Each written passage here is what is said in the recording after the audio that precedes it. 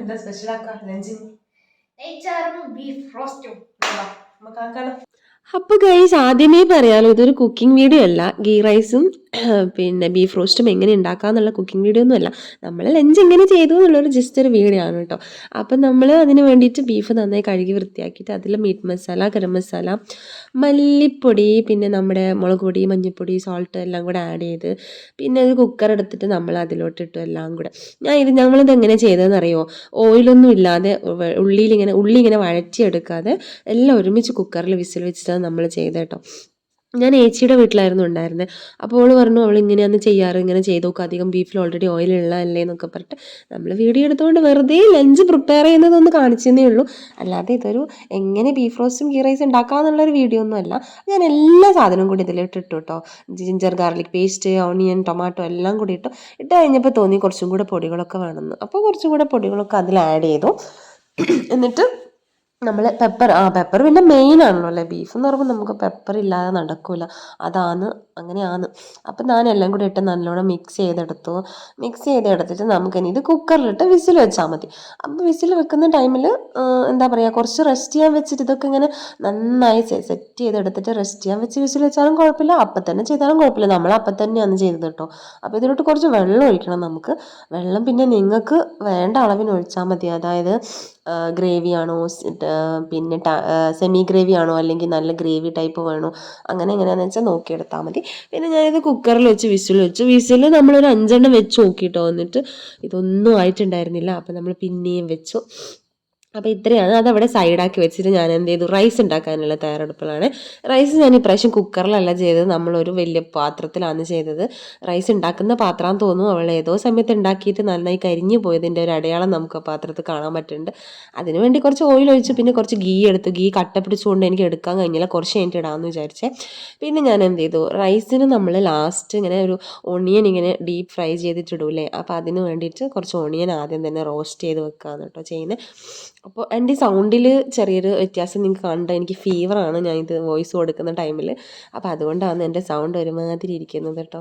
അപ്പോൾ ഇതേ ഓണിയൻ ഏകദേശം ആയി. ഇതിൻ്റെ ഇടയിൽ കൂടെ ഞാനത് പറഞ്ഞതാണ് സൗണ്ടിൻ്റെ കാര്യം. അപ്പോൾ ഒണിയനായിട്ട് നമ്മളതൊരു പാത്രത്തിലോട്ട് മാറ്റി വെച്ച് ബ്രൗൺ കളറായപ്പോൾ എന്നിട്ട് നമ്മൾ പിന്നെ ആ പാത്രം കഴുകുമൊന്നുമില്ല, അതേ പാത്രത്തിൽ തന്നെ നമുക്ക് റൈസ് ഉണ്ടാക്കാൻ പറ്റും കേട്ടോ. അടിയിലൊന്നും പിടിക്കില്ല, ഓയിൽ ഉണ്ടാവും അത്യാവശ്യം. ഓണിയൻ റോസ്റ്റ് ചെയ്ത ഓയിൽ അതിലുണ്ടാവും. പിന്നെ നമ്മൾ ഈ ഒരു കപ്പിലാണ് ഞാൻ റൈസ് എടുത്തത്. ഒരു കപ്പ് റൈസിന് 2 കപ്പ് വെള്ളം, അതാണ് നേരെ ഡബിളാണ് വാട്ടർ എടുക്കേണ്ടത്. റൈസ് ഓൾറെഡി കഴുകിയിട്ട് ഞാനിങ്ങനെ വെള്ളമൊക്കെ പോകാൻ വേണ്ടി വെച്ചിട്ടുണ്ടായിരുന്നു. അത് ഞാൻ എന്ത് ചെയ്തു, നമ്മുടെ ഓണിയൻ റോസ്റ്റ് ചെയ്ത് ആ പാത്രത്തിൽ, റൈസ് ഉണ്ടാക്കുന്ന പാത്രത്തിലിട്ട് നന്നായിട്ടൊന്ന് ചൂടാക്കി എടുത്തു കേട്ടോ. ചൂടാക്കി എടുത്തു കഴിഞ്ഞാൽ കുറച്ചും കൂടെ സെറ്റായിരിക്കും എന്ന് പറയുന്നത് കേൾക്കാം. പക്ഷെ നമുക്ക് ചൂടാക്കാതെയും ചൂടാക്കിയിട്ടൊക്കെ ഉണ്ടാക്കാം. ഇത് നമ്മളങ്ങനെ അങ്ങനെ ഉണ്ടാക്കാമെന്ന് പറഞ്ഞുകൊണ്ട് പിന്നെ അങ്ങനെ ചൂടാക്കി. അപ്പോൾ ഒരു കപ്പിൽ റൈസ് ഉണ്ടായിരുന്നുള്ളൂ. വെള്ളം നമ്മൾ എടുക്കുമ്പോൾ 2 കപ്പ് എടുക്കും കേട്ടോ. ഡബിളാണ് നമ്മൾ എടുത്തത്. എല്ലാവരും അങ്ങനെ തന്നെയാണ് തോന്നുന്നില്ല എടുക്കുക. കുക്കറിലാകുമ്പോൾ കുറച്ചുകൂടെ കുറച്ചെടുത്താൽ മതിയെന്ന് തോന്നുന്നു. അപ്പം ഞാനിത് വെള്ളം ഒഴിക്കുകയാണ്. റൈസ് ഒരുവിധം ചൂടായി വന്നപ്പോൾ ഞാൻ അതിലോട്ട് വെള്ളം ഒഴിച്ചു. 1 കപ്പ് ഒഴിച്ചു. പിന്നെ 1 കപ്പ് കൂടി വേണമല്ലോ, 2 കപ്പ് വേണമല്ലോ, അതുകൊണ്ട് 2 കപ്പ് വെള്ളം ഒഴിച്ചു. എന്നിട്ട് നമ്മൾ അത് നന്നായിട്ട് ഇളക്കിയിട്ട് പിന്നെ നമുക്ക് ഇതിൽ കുറേ സ്പൈസസ് ആഡ് ചെയ്യാനുണ്ടായിരുന്നു. അപ്പം നമ്മൾ വീഡിയോ എടുക്കുന്നുണ്ട്, കുക്കും ചെയ്യുന്നുണ്ട്. അപ്പോൾ അതിൻ്റെ ഇടയിൽ അങ്ങോട്ടും ഇങ്ങോട്ടും ആദ്യം ഇടേണ്ട അവസാനം ഉണ്ട്, ആദ്യമൊക്കെ ആയിട്ട് കുറച്ച് തലതിരിഞ്ഞൊക്കെ പോയിട്ടുണ്ടായിരുന്നു. അപ്പോൾ ഇങ്ങനെയും നമുക്ക് ഇടാം കേട്ടോ, വെള്ളത്തിലും നമുക്കിടാം. ഇവള് വെള്ളത്തിലാണ് ഇടാറെന്നാണ് പറഞ്ഞത്. ഏലക്ക, ഗ്രാമ്പൂ, ബിരിയാണി ലീഫ്, പിന്നെ കുറച്ച് ലെമൺ ജ്യൂസ് ആഡ് ചെയ്യുന്നത് എന്തിനാണെന്ന് വെച്ചാൽ റൈസ് തമ്മിൽ ഒട്ടിപ്പിടിക്കാതിരിക്കാൻ വേണ്ടി സെപ്പറേറ്റ് നിൽക്കുന്നതാണ് ഇവൾ പറയുന്നത്. അപ്പോൾ എല്ലാം കഴിഞ്ഞ് മൂടി വെച്ചിട്ട് ഇതാണ് റൈസിൻ്റെ ഫൈനൽ ലുക്ക് കേട്ടോ. റൈസ് എല്ലാം കൂടെ വെജിറ്റബിൾ ബിരിയാണി പോലെ ചിലപ്പോൾ നിങ്ങൾക്ക് തോന്നുന്നുണ്ടാവും. ഇവൾ കുറേ കുക്ക് ചെയ്യുമ്പോഴേ കുറേ ക്യാരറ്റൊക്കെ ഇടുമ്പോഴും റൈസിൽ. അപ്പോൾ വെജിറ്റബിൾസ് നല്ലതാണല്ലോ. അപ്പോൾ അതിൻ്റെ മുകളിൽ നമ്മളിങ്ങനെ ജസ്റ്റ് ഇങ്ങനെ ഗാർണിഷ് ചെയ്യാന്ന് മല്ലിയില, പിന്നെ നമ്മൾ ഓൾറെഡി ഡീപ്പ് ഫ്രൈ ചെയ്ത് വെച്ച ഓണിയൻ എല്ലാം കൂടി ആക്കിയിട്ട് സെറ്റാക്കി വെച്ചു. അതിൻ്റെ ഇടയിൽ നമ്മളെ ബീഫ് നമ്മൾ ഒരു പ്രാവശ്യം തുറന്നു, പിന്നെയും പൂട്ടി, അങ്ങനെ കുറച്ച് കൂടുതൽ വിസിൽ വെക്കേണ്ടി വന്നു. അപ്പോഴത്തേ അതിൻ്റെ പാത്രമൊക്കെ മാറ്റി ഞങ്ങൾ വേറൊരു പാത്രത്തിലോട്ടാക്കി. അപ്പോഴാണ് ചേച്ചി പറയുന്നത് നമുക്കിതിന് കുറച്ചും കൂടി ഗ്രേവി ആക്കാൻ വേണ്ടി നമുക്ക് കുറച്ച് തേങ്ങ ഇങ്ങനെ വറുത്തരക്കൂലേ, ആ അരച്ചത് ഇവിടെ ഉണ്ട്, നമുക്ക് അത് ഇതിലോട്ട് ആഡ് ചെയ്യാം, കുറച്ച് ഗ്രേവി ആവട്ടെ എന്ന് വെച്ചിട്ട് നമ്മൾ എന്ത് ചെയ്തു, അതും കൂടെ ആഡ് ചെയ്തു, കുറച്ചും കൂടി ഗ്രേവി കിട്ടാൻ വേണ്ടിയിട്ട്. ഇനി നമുക്ക് കുറച്ച് ഗ്രേവി വേണമായിരുന്നു റൈസിൻ്റെ കൂടെ കഴിക്കാൻ വേണ്ടിയിട്ട്. അപ്പോൾ ഇത് സെറ്റായി വന്നിട്ടുണ്ട്, നന്നായിട്ട് തിളച്ച് വരുന്നുണ്ട്, നല്ല ഡാർക്ക് കളറൊക്കെ ആയിട്ടുണ്ടായിരുന്നു. ബീഫും അത്യാവശ്യം കുക്കായിട്ടുണ്ടായിരുന്നു. പിന്നെ ഇതിൻ്റെയും അവസാനത്തെ ഡെക്കറേഷൻ സ്റ്റേജിലാണ് നിൽക്കുന്നത്. കുറേ മല്ലിച്ചപ്പും പുതിന ഇലയും അതൊക്കെ ഇട്ട് കൊടുത്തു. ഞാനും ഈ ഇലകളുടെ ആളാണ് കേട്ടോ. കറി ലീവ്സ് ഇങ്ങനത്തെ ഇലകൾ എനിക്ക് ഒരുപാട് ഇടണം, എനിക്ക് ഭയങ്കര ഇഷ്ടമാണ്. ഈ മല്ലിയിലൊക്കെ എനിക്ക് ഭയങ്കര ഇഷ്ടമാണ് അതിൻ്റെ ഫ്ലേവറൊക്കെ.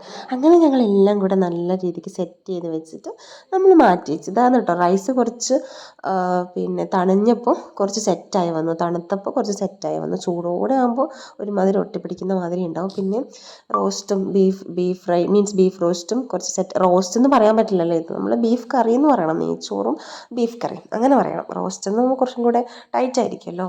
അപ്പോൾ അതിന് ശേഷം ഞങ്ങൾ എന്നിട്ട് പ്ലേറ്റിലേക്ക് ഇട്ട് ഞാൻ എങ്ങനെ മാക്ക മടിച്ചു ഗൈസ്. അപ്പോൾ ഞാനും നെല്ലും കൂടി സ്റ്റാർട്ട് ചെയ്ത കുക്കിംഗ് ആണ്. നെല്ലും എവിടെയോ പോയി എൻ്റെ കൂടെ ആ വീഡിയോ എടുത്തിട്ട്, പിന്നെ ഇത് ഫിനിഷ് ചെയ്തത് ഞാനും ഏച്ചിയും കൂടിയാണ്. അപ്പോൾ ഞാൻ ആദ്യമേ പറഞ്ഞു, ഇത് ഞാനൊരു എന്താ പറയുക കുക്കിംഗ് വീഡിയോ ആയിട്ട് നിങ്ങൾ കാണണ്ട, എൻ്റെ ഒരു ലഞ്ച് പ്രിപ്പറേഷൻ വീഡിയോ അത്രയേ ഉള്ളൂ.